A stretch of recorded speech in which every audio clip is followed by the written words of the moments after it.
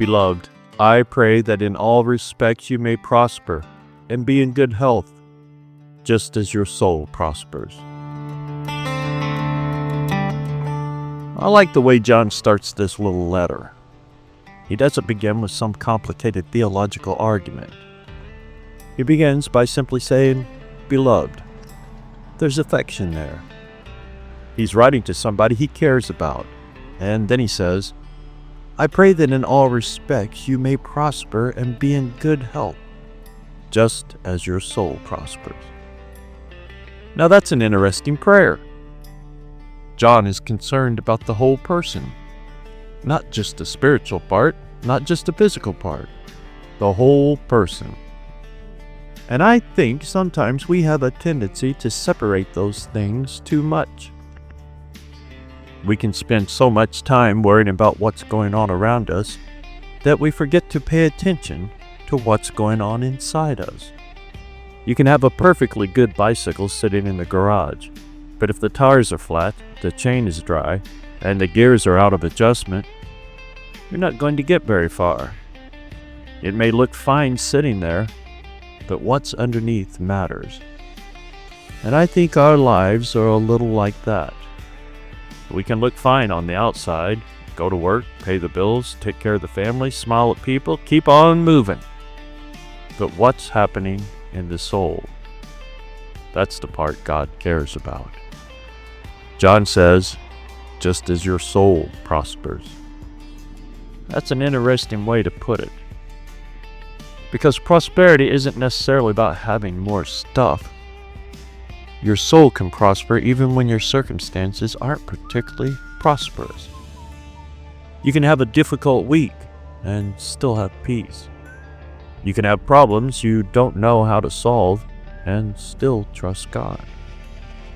You can be going through a season where things aren't going the way you hoped and still be growing closer to Him.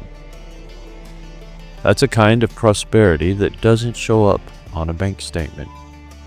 And I reckon that's something worth thinking about on a Sunday morning. Because Sunday gives us an opportunity to slow down a little bit. The work week is behind us. We don't necessarily have to rush into tomorrow just yet. So maybe take a little time today to check on your soul. How are you doing, really? Are you spending time with God? Are you carrying bitterness that you never dealt with? Are you trusting Him with the things you can't control? Are you thankful? And are you resting? Sometimes the most spiritual thing you can do is stop for a minute and breathe. Go for a walk. Take the dogs out. Ride your bike. Sit somewhere quiet. And open your Bible and read it without trying to accomplish anything. Just spend some time with your Father. Because John says something here I think gets overlooked. He doesn't say, I hope you prosper and then maybe your soul will prosper. He says, just as your soul prospers. There's an order to that thought. The health of the soul matters. And when the soul is being nourished by God the Most High, it changes the way we walk through everything else. Yeah, you still have bills, you still have responsibilities, and boy oh boy, you still have difficult people for sure, who are always willing to bring you some more bad news. But you're not facing those things from an empty place anymore.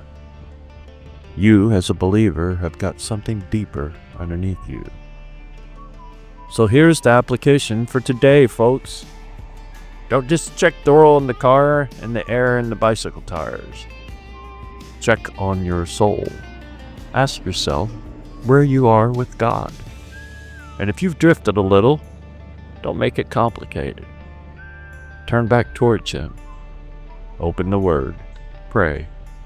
And be quiet for a while. Let Him restore what you've neglected. John's prayer was that this person's life would prosper and that they would be in good health, just as their soul prospered. And that's a pretty good prayer for us too. So this Sunday, take care of yourself. Take care of the people God has put around you. But most of all, take care of that part of you that nobody else can see. Because a healthy soul is worth far more than a comfortable life. And if you're going for a ride today, enjoy the road. Don't worry about how many miles you get. Just breathe, look around, and thank God that you're here. Remember, every mile, every breath, every day is a gift. Thank you for joining me, my friends and family, on this here Sunday morning. I hope everyone had a restful, relaxing, and rejuvenating Shabbat. And before we head off for the work week tomorrow, take this day to slow down, take a breath, and spend some time with Abba, our Father. I hope to see you here again tomorrow. And until then, Abba willing. Shalom, shalom.